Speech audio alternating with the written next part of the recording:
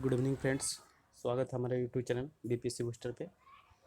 आज हम इस वीडियो में चर्चा करें कि आप बीपीएससी का जो ऑडिटर का जो एग्ज़ाम हो चुका है और सभी लोग को अपना अपना आंसर की मिला भी लिए होंगे कि आपका कितना आंसर सबका नंबर आ रहा है, और जानेंगे कि आपका जो मेंस का सिलेबस है जीएस पेपर 1 और जीएस पेपर 2।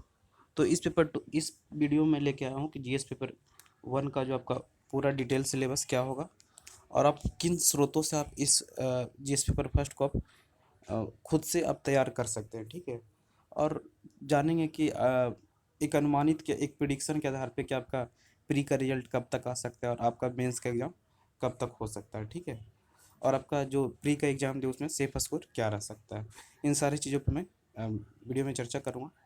तो वीडियो को अंत तक जरूर देखिएगा। तो चलिए वीडियो को स्टार्ट करते हैं। सबसे पहले देखिएगा कि बीपीएससी ऑडिटर का प्री रिजल्ट कब तक आएगा। देखिए इसके पीछे लॉजिक ये है कि जैसे बीपीएससी हमेशा से ये करती है कि जब एग्ज़ाम होती है तो मिनिमम 2 महीने लगाती हैं रिजल्ट देने में। तो आपका जैसे एग्ज़ाम हुआ है अगस्त लास्ट में, ठीक है, तो आप मान सकते सितंबर और अक्टूबर।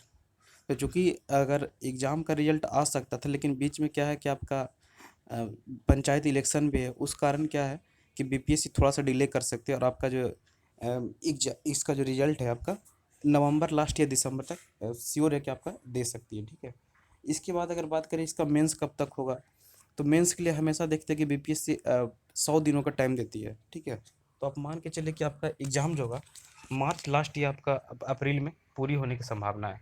तो आपके पास ज़्यादा समय भी नहीं है। तो आप ये मान के चलिए कि आपका एग्ज़ाम जो मेंस का होगा मार्च लास्ट या अप्रैल में हो जाएगा। ठीक है, अब बात करते हैं कि प्री जो आप लोग एग्ज़ाम दिए थे उसका एक्सपेक्टेड कट ऑफ कितना जा सकता है। तो ये मैंने पहले ही वीडियो में डाल चुका हूँ कि कितना जा सकता है। अगर आप यूआर कैटेगरी से 82 से 85 हैं तो सेफ में मान सकते हैं। 76 से 80 अगर आप फीमेल में हैं तो सेफ मान सकते हैं। ओबीसी का अगर आप 79 से 82 नंबर है तो आप सेफ में है। 72 से 78 अगर फीमेल है तो भी सेफ में है। ईबीसी की अगर बात करें तो 76 से 80 वो भी सेफ मान सकते हैं। अगर फीमेल की बात करें तो 73 से 76 वो सेफ में मान सकते हैं। एससी कैटेगरी का अगर 68 से 72 वो भी सेफ जोन में है। और अब अगर फीमेल की बात करें तो 62 से 66 वो सेफ में है। और एसटी की बात करें तो 72 से 76 नंबर वो भी अपने आप को सेफ जोन में मान सकते हैं। ठीक है, अगर नेक्स्ट बात करते हैं कि एसटी कैटेगरी के तो 72 से 76 और ईडब्ल्यूएस के 80 से 82 इतना पे हैं तो आप लोग सेफ जोन में मान सकते हैं। तो ये सब तो पहले की कहानी है जो कि ऑलरेडी मैं पहले वीडियो में बता चुका हूँ। अब चलिए देखते हैं कि हम हमारा जो मेन टॉपिक है इस चीज़ का कि हमारा जीएस पेपर फर्स्ट का जो सिलेबस डिटेल सिलेबस क्या है और हम उसको कहाँ से तैयार कर सकते हैं। ठीक है, तो सबसे पहले देखते हैं कि जीएस पेपर फर्स्ट में टोटल जो हमारे मार्क्स होते हैं 300 नंबर के पूछे जाते हैं। और 300 नंबर में हमारा 3 घंटे का पेपर होता है और टोटल जो 8 क्वेश्चन हमें लिखने होते हैं। ठीक है, यहाँ पे हिस्ट्री से 3 क्वेश्चन लिख रहते हैं और एक क्वेश्चन आपके 38 मार्क्स होते हैं। और स्टैटिक से 2 क्वेश्चन सॉल्व करना था और ये 36 क्वेश्चन का 1 मार्क्स रहता है। 2 क्वेश्चन यानी 72 नंबर का रहेगा। आपको आईआर से 3 क्वेश्चन लिखने होते हैं। यहाँ पे 3 क्वेश्चन होता है और ये 38 × 3 यानी 114 नंबर होता है। ठीक है, तो ये आपका टोटल सिलेबस है जीएस पेपर फर्स्ट का। चलिए बात करते हैं सबसे पहले अगर देखते हैं इंटरनेशनल रिलेशन की कि इंटरनेशनल रिलेशन में कौन कौन से टॉपिक आपको पढ़ने हैं। तो इंटरनेशनल रिलेशन आयर का मतलब ही होता है कि आपके अंतर्राष्ट्रीय घटनाओं का मतलब आपके जो देश के चारों तरफ जो आपका घटना घट रहा है उसके बारे में आपको जानकारी लेना होता है। ठीक है, तो आपको मेनली रूप से जो पढ़ना है आपका इंडिया चाइना के रिलेशन पढ़ना है, इंडिया पाक के बारे में पढ़ना है, इंडिया बांग्लादेश के बारे में पढ़ना है, इंडिया अमेरिका का रिलेशन कैसा है, इंडिया जापान का रिलेशन कैसा है, इंडिया रसिया की रिलेशन कैसी है, और इंडिया इजराइल के साथ कैसा रिलेशन है, इंडिया गल्फ कंट्री जो कि हमारा सऊदी अरबिया है, इजराइल है, ठीक है, जितने भी ईरान है, सारे जो कंट्री हैं उनके साथ कैसा रिलेशन है। इसके अलावा भी कुछ टॉपिक है, इंडिया भूटान हो गया जैसे नज़दीक में आपका, इंडिया नेपाल के रिलेशन कैसा है, इंडिया अफगानिस्तान, अब तो यहाँ पे तालिबान बन चुका है। तो इन सारे टॉपिक को आपको अच्छे से तैयार करना पड़ेगा और एक इंटरनेशनल ऑर्गेनाइजेशन भी तैयार करना। और यहाँ से देखिएगा कि 66 बीपीएससी में यहाँ से क्वेश्चन पूछे गए थे। ठीक है, जैसे इस बार जो G7 पूछा गया था 66 बीपीएससी में, तो यहाँ पे खास करके आप सारे कंट्री है उसको आपको अच्छे से तैयार करना पड़ेगा। बीमस्टेक को तैयार करना पड़ेगा।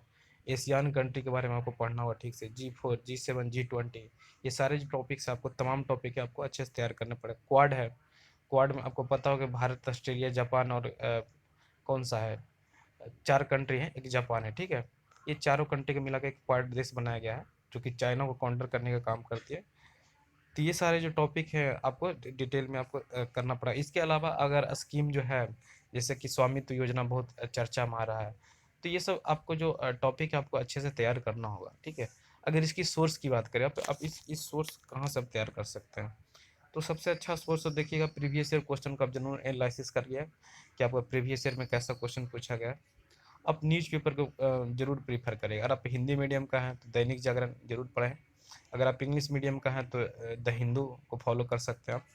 और इसके अलावा जो सबसे अच्छा सोर्स है इसका आयर का आर एस टी वी, ठीक है। आर एस टी वी में भी अगर आप हिंदी मीडियम का स्टूडेंट है तो आपको देश देशांतर जरूर देखना चाहिए, ठीक है, जो कविंदर सचान जी का आता है। और आपका बिग पिक्चर जो पहले थ्रैंक्स परेरा थे वो हट चुके हैं, उनकी जगह पे कोई मैम आई है, वो आप जरूर देखिएगा, वहाँ से आपको अच्छे से कवर हो जाएगा। और यहाँ पे अगर आप एनालिसिस कर पाते हैं, उससे अगर आप नोट्स बना सकते हैं, तो ये वन ऑफ द बेस्ट आपको कह सकते हैं कि आपको माध्यम हो सकता है। और आप चीज़ों को अच्छे से करंट से रिलेट करके आप लिख सकते हैं एग्जाम में, ठीक है। और इससे आपको बेटर नंबर मिलने की पॉसिबिलिटी बहुत ज़्यादा है। इसके अलावा विजन आई का 365 एक मैगजीन आता है, उसको आप जरूर कवर करेगा, वो आप जरूर लीजिएगा, ठीक है। तो ये आपके इंटरनेशनल रिलेशन से बात होगी। अगर बात करते हैं नेक्स्ट की, अगर हिस्ट्री का सिलेबस क्या है, तो हिस्ट्री में क्या है, एक ट्रेडिशनल बेसिस पे देखा जाए कि बीपीएससी हमेशा क्वेश्चन पूछती है। इसमें से आर्ट एंड कल्चर में मेनली रूप से देखिएगा पटना कला, पाल कला और मधुबनी पेंटिंग, ये तीनों को जरूर तैयार करिए, इससे आपका आर्ट एंड कल्चर तैयार होगा। और यहाँ से ये तीनों अगर तैयार करें तो समझिए आपका 38 मार्क्स एक पक्का हो गया यहाँ से, क्योंकि यहाँ से क्वेश्चन क्या है कि हर एक साल बीपीएससी पूछती है, ठीक है। नेक्स्ट अगर देखिए आप मूवमेंट की, ट्राइबल्स मूवमेंट में यहाँ पे दो तीन पढ़ने हैं, बिरसा मुंडा, संथाल, ताना भगत मूवमेंट है यहाँ पे, ये तीनों टॉपिक से एक क्वेश्चन आता है यहाँ पे। इसके अलावा 1857 की क्रांति है, नॉन कोऑपरेशन मूवमेंट पढ़ना है, खिलाफत मूवमेंट पढ़ना है, सिविल डिसोबीडियंस मूवमेंट पढ़ना, ठीक है। इसके अलावा क्यूट इंडियन मूवमेंट के बारे में पढ़ना है, role of women Bihar in Indian freedom struggle, यानी जो 1942 की क्रांति हुई तो भारत छोड़ो आंदोलन में हमारे महिलाओं का क्या योगदान रहा था। इसके अलावा एक टॉपिक है कि हमारा वेस्टर्न जो कल्चर है बिहार में पाश्चात्य शिक्षण का क्या योगदान रहा। ये सारे टॉपिक है। एक फेमस पर्सनालिटी से भी क्वेश्चन आते हैं, खास करके तीन जो फेमस पर्सनालिटी है, नेहरू हैं, गांधी जी और टैगोर हैं। यहाँ से देखिएगा कि हमेशा तीनों से एक टॉपिक जरूर आता है यहाँ से क्वेश्चन। आप लोग इसको अच्छे से तैयार करिएगा, ठीक है। सारे चीज़ को मैं इसका सोर्स बताऊँगा। अब देखिए सोर्स की बात करता हूँ, तो सोर्स एक तो हो सकता है कि आप केबीसी नैनो का भी लिख सकते हैं जो सोलो पेपर है इसका, लेकिन हम रिकमेंड करें कि नहीं लीजिएगा, क्योंकि अपने से लिखने की कोशिश करिएगा। अपने से लिखने से क्या होगा कि अपना एक मॉडल तैयार भी हो जाएगा, और ज़रूर आपके जो सीनियर कोई हैं, ठीक है, तो आप उनको ज़रूर चेक करवाइए कि मैं जो लिखा हूँ कैसा है। इसके अलावा प्रीवियस ईयर क्वेश्चन पेपर जरूर देखिएगा, क्योंकि बीपीएससी में हिस्ट्री का जो पोर्शन होता है वो एकदम ट्रेडिशनल बेसिस पे पूछा जाता है, एकदम पूरे ट्रेडिशनल बेसिस पे ही क्वेश्चन पूछा जाता है। और उसी में से ये जो 17-18 टॉपिक मैंने बताया, इसी में से क्वेश्चन आएंगे आपको। इसके अलावा आप हिस्ट्री के लिए इम्तियाज़ अहमद की बुक पढ़ सकते हैं, ठीक है। और एक एक सार्थक पब्लिकेशन की बुक आती है, उसको आप लोग जरूर ले लीजिए, हिंदी मीडियम वाले हैं तो, ठीक है। इसके अलावा मॉक टेस्ट आप जरूर प्रैक्टिस करिएगा, इसके लिए विद इन टाइम लिखने का प्रयास करिएगा। चलिए नेक्स्ट अगर बात करें स्टैटिक्स की, ठीक है। अगर स्टैटिक्स की बात करें तो यहाँ पे 72 नंबर का क्वेश्चन होता है, और यहाँ से तीन टाइप के क्वेश्चन पूछे जाते हैं। एक तो पाई चार्ट क्वेश्चन होता है, एक बार ग्राफ का होता है, एक लाइन ग्राफ का होता है। तो देखिए इसमें थोड़ा सा टाइम कंज्यूमिंग जाता है, आप लोग बहुत बार प्रैक्टिस करिए इन लोगों का, जैसे पाई चार्ट, बार ग्राफ और लाइन ग्राफ। कोशिश करिए कि इन सारे को कम से कम 10-10 क्वेश्चन इन तीनों पे जरूर प्रैक्टिस करके जाएं। और तमाम जो पुस्तकें हैं इसके लिए अगर बात करें, तो अगर आपका बेसिक ख़राब है तो बेसिक के लिए आप RS अग्रवाल की बुक कर सकते हैं। और मेनली रूप से देखा जाता है कि उन्हीं का ख़राब होता है कि जिन्हें कॉमर्शियल मैथ, खास करके प्रॉफिट एंड लॉस, एवरेज है, ठीक है, परसेंटेज, इन लोगों पे कमांड नहीं होता। अगर जिनका ख़राब है तो सबसे पहले उस चीज़ को आप कवर कर सकते हैं। उसके बाद बीपीएससी का जो प्रीवियस ईयर क्वेश्चन उसको जरूर सॉल्व करें, एक बार नहीं 2-4 बार सॉल्व करें। और एक कैल्सी ले जाएं, चूँकि कैल्सी भी यहाँ पे अलाउ होता है एग्जाम में ले जाने के लिए। तो आप लोग कैल्सी जो कैलकुलेटर होता है वो पहले से यूज करें और उस पर हाथ अपना बैठा लें, ठीक है। चूँकि इतना लंबा लंबा कैलकुलेशन होता है, आपको करने के लिए ज़रूरत तो पड़ेगा ही, तो आप सारी चीज़ों को आप कर सकते हैं, ठीक है। आप प्रीवियस ईयर क्वेश्चन को जरूर सॉल्व करें 2-4 बार, तो आपसे इसका स्टैटिक्स जो आपका हो जाएगा, ठीक है। इसके अलावा अगर बात करते हैं कि आप हमेशा क्या करें कि जो अगर पूरा आपकी तैयारी होता है तो आप विद इन 3 आवर में जो 8 क्वेश्चन लिखने का प्रैक्टिस जरूर करें।